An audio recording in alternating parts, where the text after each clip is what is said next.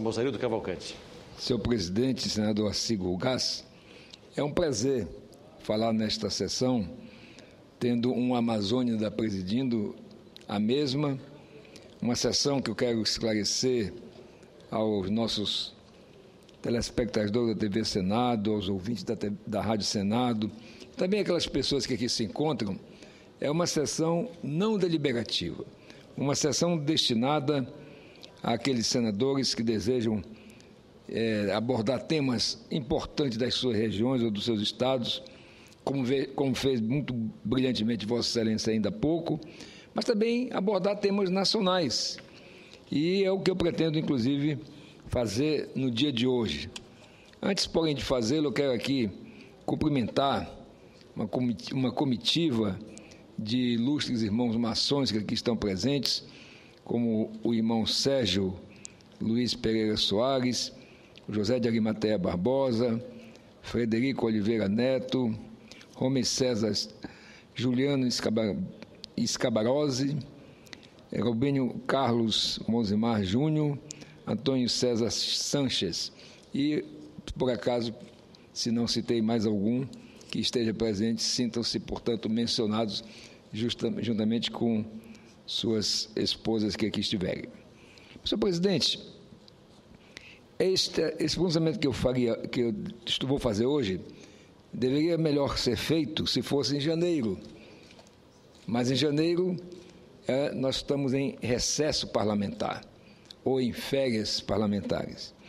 Então eu resolvi fazer no dia de hoje, até porque a semana que vem é uma semana atribulada, com várias votações, inclusive o orçamento, e nós esperamos, portanto, aproveitando essa sessão, que é uma sessão, digamos assim, leve, fazer uma homenagem a uma figura importante para o Brasil e muito importante para o Grande Oriente do Brasil, a potência maçônica a qual pertenço, e é a potência maçônica mais antiga do Brasil, que foi fundada em 1822 e fundada com um fim específico de fazer a independência do Brasil.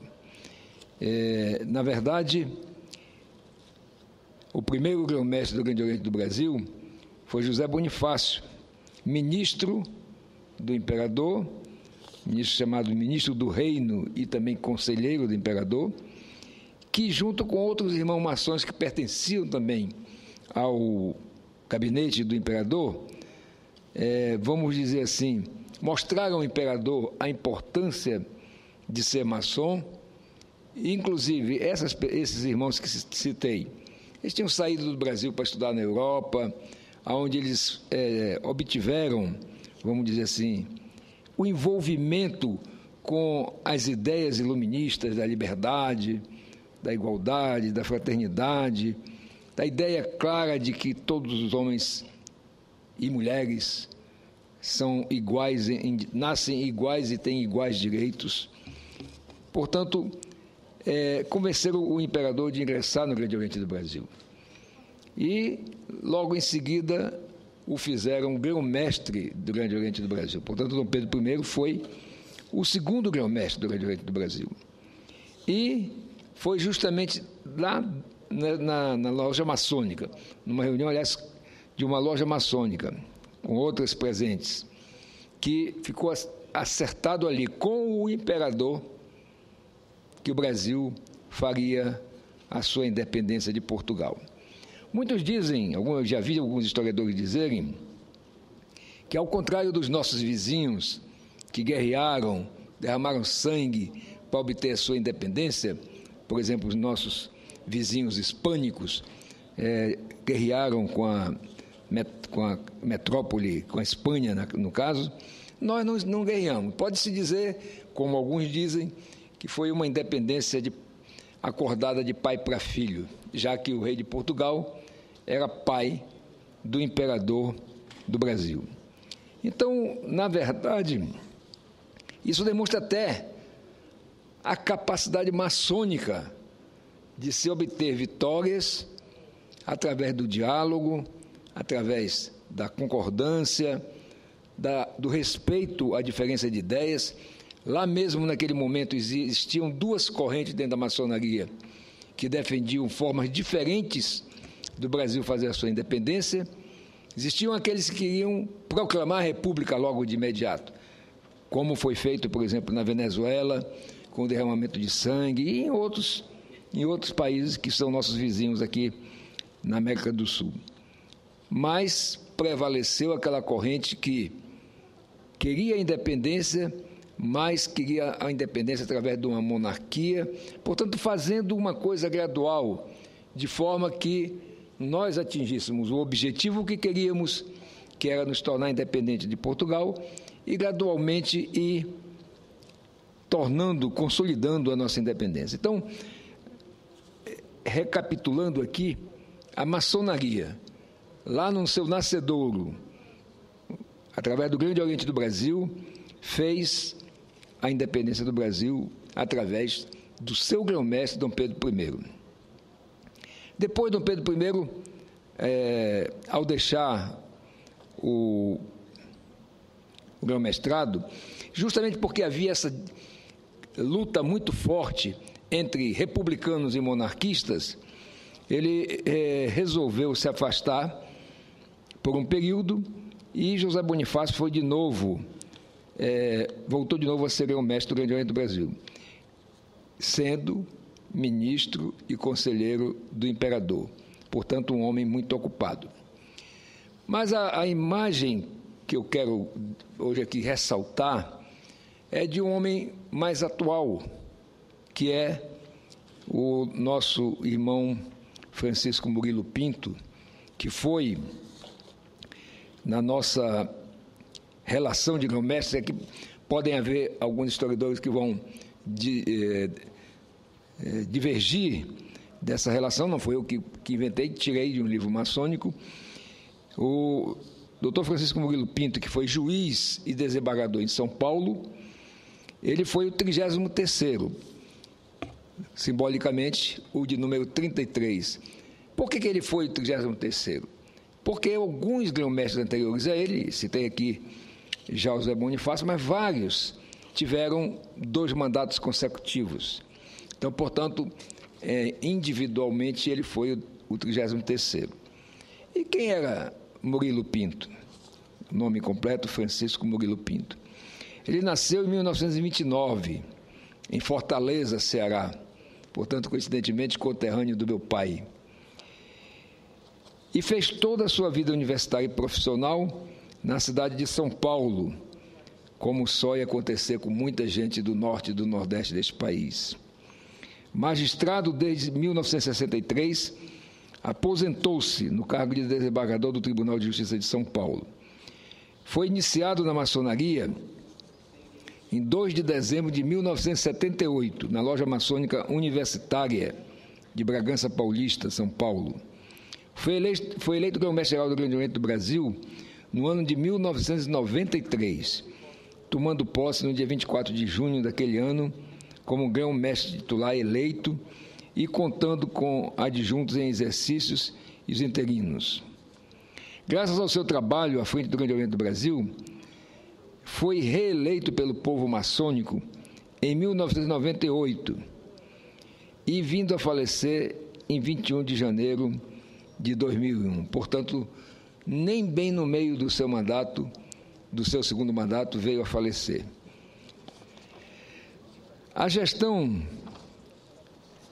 do irmão Murilo no Grande Oriente do Brasil foi dirigida a 3 objetivos principais: o aumento das relações maçônicas internacionais, o fortalecimento dos grandes orientes estaduais e o incremento da cultura maçônica. Eu vou repetir, porque sei que hoje estão nos assistindo muitos maçons pelo Brasil afora, como também os não maçons. Eu pertenço àquele grupo de maçons que entende que a maçonaria não tem que ser uma maçonaria fechada para a sociedade, porque assim nós não estaremos colaborando com a sociedade, não estaremos cumprindo o nosso papel que cumprimos no passado, quando falei aqui da independência, mas também fizemos a abolição da escravatura, também fizemos a proclamação da República, e também vou me referir que o próprio Marechal Deodoro, que comandou a proclamação da República, porque era ministro também do imperador Dom Pedro II, portanto não era um homem aposentado, ele, o Marechal Deodoro, também, sendo grão-mestre, fez com que, dentro dessa sequência, a maçonaria estivesse à frente de todos os acontecimentos importantes para a nossa pátria, até então. Pois bem, aqui eu disse, vou repetir o que eram os principais objetivos, por sinal, três principais objetivos. O aumento das relações maçônicas internacionais, o fortalecimento dos grandes orientes estaduais e o incremento da cultura maçônica. No terreno das relações com as demais obediências, o Grande Oriente do Brasil assistiu a um período de intensa atividade, quando o total de tratados de mútuo reconhecimento e amizade com outras organizações maçônicas mais do que duplicou. Esses tratados mais do que duplicaram, portanto, em relação ao que foi encontrado e quando foi iniciada a série de tratados com as grandes lojas estaduais brasileiras, começando com a grande loja maçônica de São Paulo, pondo fim a uma situação velada de hostilidade que durava mais de 70 anos. Vejam bem, aqui também é bom esclarecer, porque muitas pessoas que nos assistem não são maçons, mas isso está no livro de história, escrito por maçons ilustres, que estão nas livrarias, qualquer pessoa pode acessar, e eu faço questão aqui, sempre que falo da maçonaria, principalmente no dia 20 de agosto, quando fazemos uma sessão solene de homenagem à maçonaria brasileira, pelo transcurso do Dia do Maçom, faço questão de dizer que a maçonaria não tem nada de uma sociedade escondida. Ao contrário, é uma sociedade que tem acumulado nos seus ensinamentos a sabedoria de milênios, de vários séculos, e que poderão ser resumidos em alguns princípios, como, por exemplo, o amor à família. Aqui, por exemplo, eu sempre ressalto que não conheço outra instituição em que um cidadão, um homem, queira entrar para uma instituição e dependa da concordância explícita da sua esposa.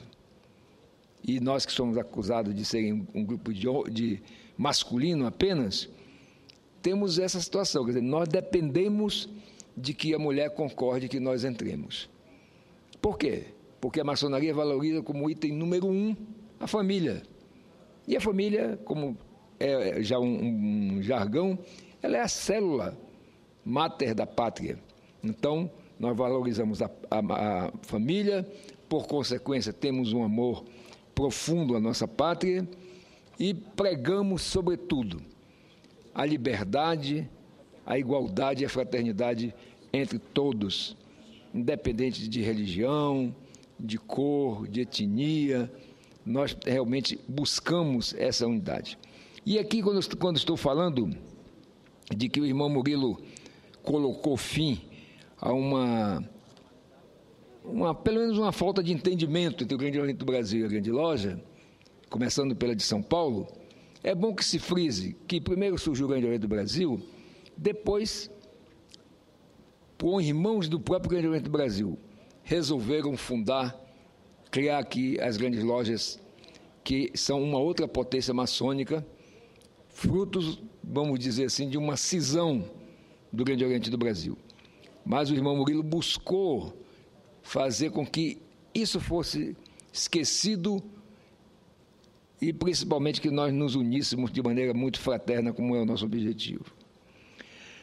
Quanto ao fortalecimento dos grandes orientes estaduais nos estados, o Grão-Mestrado Geral incentivou e contribuiu, criando assim as condições necessárias para que os grandes orientes se estruturassem, construindo suas sedes próprias, os que ainda não as tinham, e, consequentemente, fortalecendo também as lojas jurisdicionadas.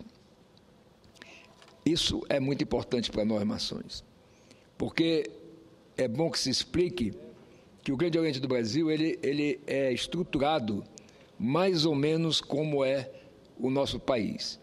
Ele tem o equivalente a um presidente da República, que é o grão-mestre geral, tem o equivalente a um vice-presidente da República, que é o grão-mestre-geral adjunto, e tem nos estados o equivalente aos governadores, que são os grão-mestres estaduais. E tem também o equivalente, vamos dizer assim, aos prefeitos, que são os veneráveis mestres. Mas acontece que ele, Murilo Pinto, notou que tudo era muito concentrado, digamos, na presidência da República, no grão-mestrado geral, e tratou de fazer esse fortalecimento dos grandes orientes estaduais, e eu me recordo muito bem, eu que sou de um estado pequeno, de uma maçonaria relativamente jovem, embora eu seja de uma loja que é, até pelo seu número, não é uma loja tão nova. Então, isso foi muito importante. E só para exemplificar essa ação de fortalecimento, citamos o Grande Oriente do Brasil do Paraná, que, como forma de agradecimento e reconhecimento, homenageou o soberano irmão Murilo, colocando o nome no suntuoso edifício de sua sede de Grão-Mestre-Geral Francisco Murilo Pinto. No terreno cultural, as realizações foram imensas, pois, segundo o soberano irmão Murilo, só através da evolução cultural é que poderá voltar a maçonaria a ter o lugar de destaque social que apresentou no passado.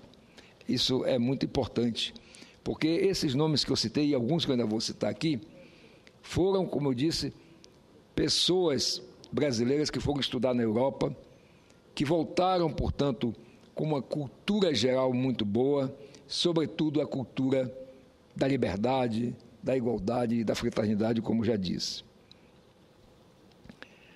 E foi nesse terreno que foram implantadas ideias virgens no Grande Oriente do Brasil.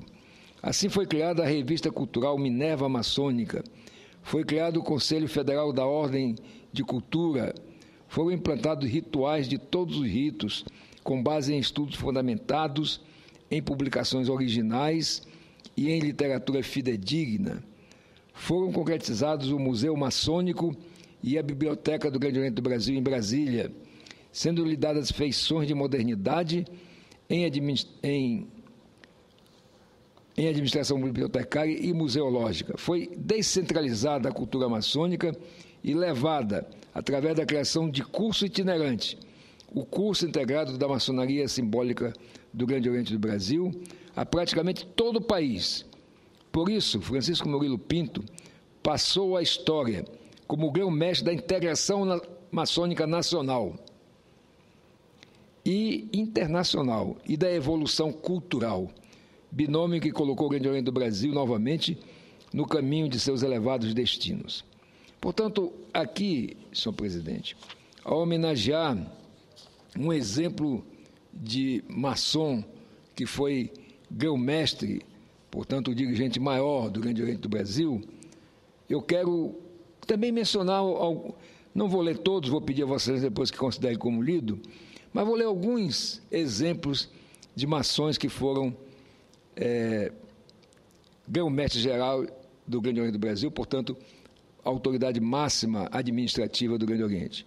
José Bonifácio, já citei, Dom Pedro, que era ministro do reino e conselheiro do imperador, o Dom Pedro I, que foi imperador, o Antônio Francisco Holanda Cavalcante, que foi deputado federal, senador e ministro, portanto, não era um homem desocupado, Miguel Calmon de Pen e Almeida, foi visconde, marquês e diplomata, Luiz Alves de Lima e Silva, que foi senador e primeiro-ministro, Bento da Silva Lisboa, barão e diplomata, Joaquim Marcelino de Brito, deputado e ministro, José Maria da Silva Paranhos, que foi o famoso barão do Rio Branco, que fez um trabalho muito importante de reconhecimento das nossas fronteiras, Francisco José Cardoso Júnior, marechal e deputado, Luiz Antônio Vieira da Silva, deputado e senador depois, João Batista Gonçalves do Campo, jornalista e advogado, Manuel Deodoro da Fonseca, que é o nosso marechal Deodoro, que foi marechal e presidente da República, Antônio Joaquim de Macedo Soares, advogado e juiz. Quintino Bocaiúva, que foi ministro e senador. Lauro Nina Sodré, mais conhecido como Lauro Sodré, lá do Pará, que foi governador do Pará e senador da República. Francisco Glicério de Cerqueira Leite, embora tenha sido um grão-mestre interino, era ministro também. Nilo Peçanha, que foi senador e presidente da República. Mário Marinho de Carvalho Berg, era funcionário público. Vicente Saraiva de Carvalho Neiva, ministro do Superior Tribunal Militar. João Severiano Hermes da Fonseca, general e médico. Otávio Kelly, deputado estadual e jornalista. José Maria Moreira Guimarães, general e deputado federal. Joaquim Gonçalves Neves, advogado. Benjamin Sodré, almirante. Ciro Werneck de Souza e Silva, advogado. Moacir Arbex Damarco, médico e produtor. Osmane Vieira de Andrade, odontólogo. Osíris Teixeira, deputado estadual e depois senador, e que foi o responsável por trazer para Brasília a sede do Grande Oriente do Brasil, que originalmente era no Rio de Janeiro, lá no conhecido Palácio do Lavradio. Jair Assis Ribeiro, empresário aqui de Goiânia. Enoque Vieira, deputado federal. Jair Assis Ribeiro, empresário. Francisco Murilo Pinto, que foi o que homenageamos hoje aqui, foi juiz e desembargador. Laelson Rodrigues, industrial lá em Sorocaba, no estado de São Paulo, e que, portanto, não sendo um homem desocupado, foi um excelente grão-mestre. E o atual grão-mestre, que é o grão-mestre Marcos José da Silva, servidor público aposentado. Então, o que eu quero dizer ao Brasil, aos telespectadores da TV Senado, aos ouvintes da Rádio Senado, é que eu, como tantos outros que aqui estão nessa tribuna de honra, mas também aqueles que aqui não estão e nos assistem, nós sonhamos de ter um Grande Oriente do Brasil que está bem, do ponto de vista que tem feito um bom trabalho, mas que pode fazer muito mais, principalmente em função do capital humano que tem, tanto dos irmãos maçons, que são irmãos de diversas profissões. Eu sou médico, mas existem economistas. Meu filho, por exemplo, é juiz de direito e é maçom. Tenho um genro que é procurador aqui do DF e é maçom. Nós temos profissionais de todas as áreas, economistas, administradores, empresários, todos os tipos. E não é preciso, como alguns pensam, que a maçonaria só aceita quem é rico. Pelo contrário. Nós exigimos apenas que quem entra para a maçonaria tenha condições de poder contribuir, primeiro com as obrigações que qualquer instituição cobra dos seus associados, e depois com as obras sociais que a ordem faz.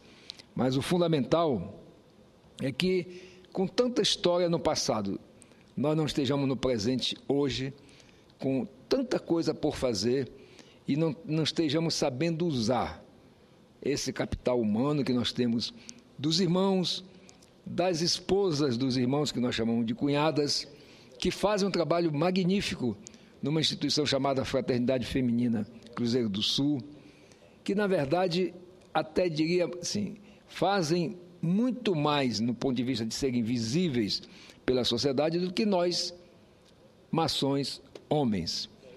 Eu quero, portanto, dizer que é muito importante, e nós temos a consciência que sentimos de norte a sul, de leste a oeste, que é chegada a hora do Grande Oriente do Brasil fazer mais, avançar mais, poder mais, porque se temos essas coisas que citamos como feitos importantes da nossa história lá no século XIX, o mesmo não podemos dizer do século XX e mesmo do século XXI, aonde já gastamos mais de uma década.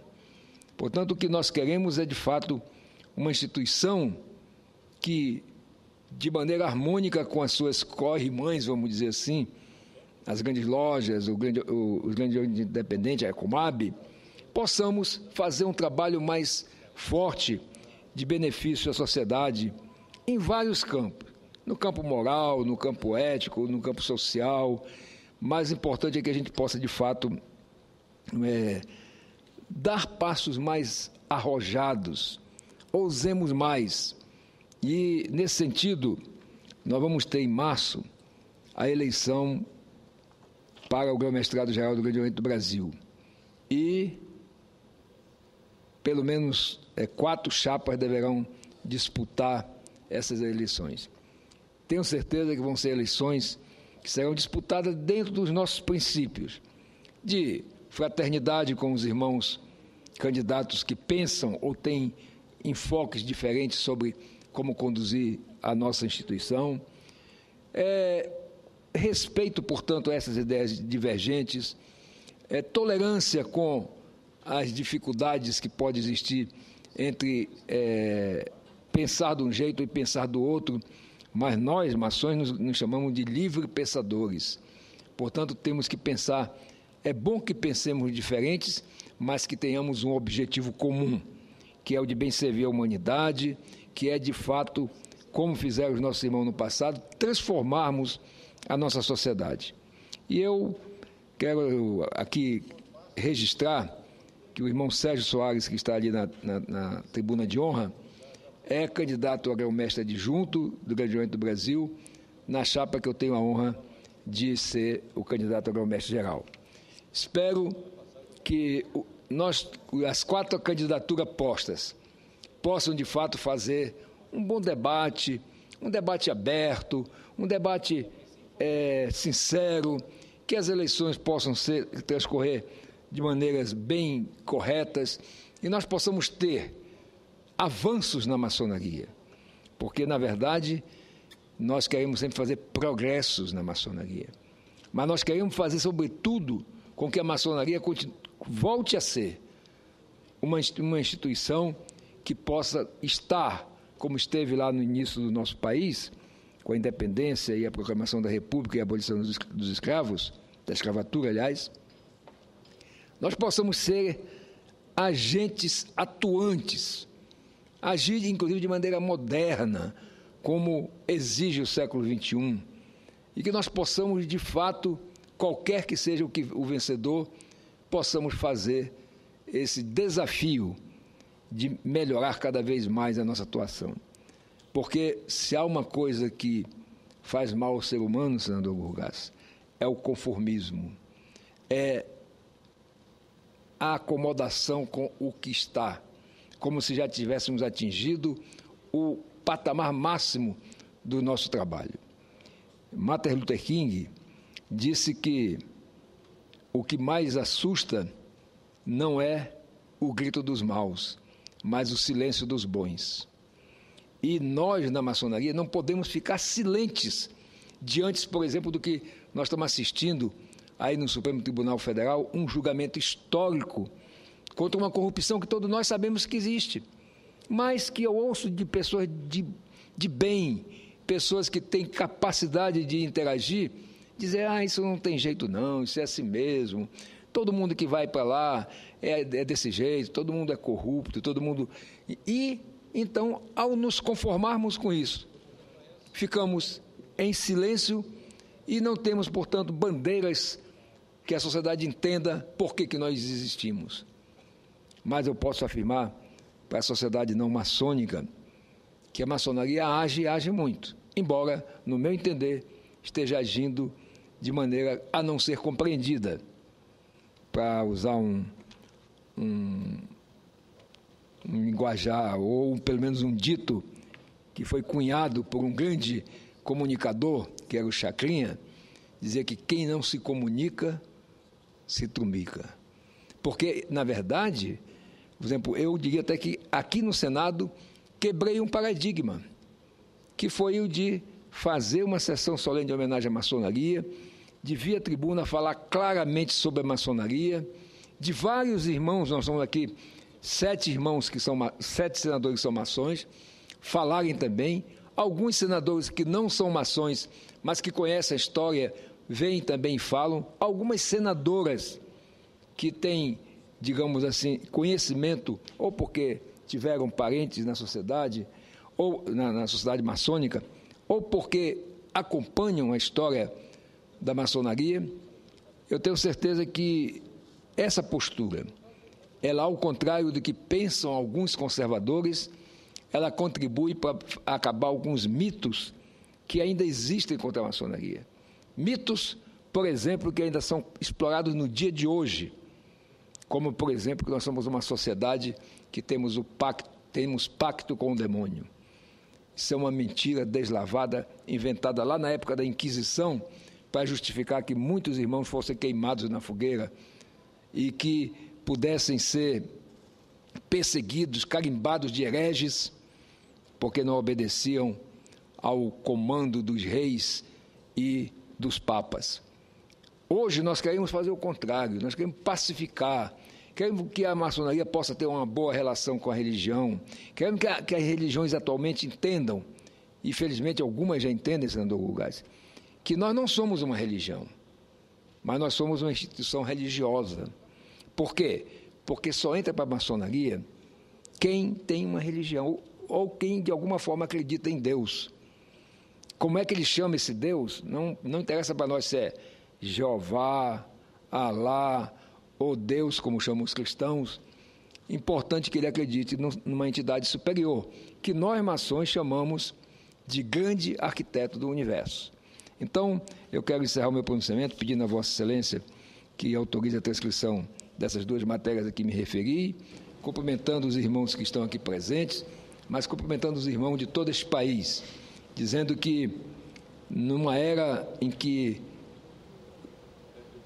estamos aí ligados online de todas as formas, nas redes sociais, por telefone, nós seremos muito mais capazes de fazer muito mais coisas pela nossa sociedade do que fizeram os nossos irmãos no passado, quando as comunicações eram feitas a cavalo, quando os deslocamentos eram feitos a cavalo, e, coincidentemente, é só ver a figura reconhecida nacionalmente. Onde estava Dom Pedro I quando deu o grito da independência? Em cima de um cavalo, às margens do Riacho Piranga, lá em São Paulo. Como estava o Marechal Deodoro quando proclamou a República? Em cima de um cavalo, lá no Rio de Janeiro. Então, nós não precisamos mais andar a cavalo. E, portanto, temos que fazer muito mais do que eles fizeram quando as comunicações e o transporte era feito a cavalo. Então, eu quero encerrar o meu pronunciamento mandando a todos os irmãos do Brasil um tríplice fraternal abraço, e especialmente à família do meu mestre eterno, Francisco Murilo Pinto, pela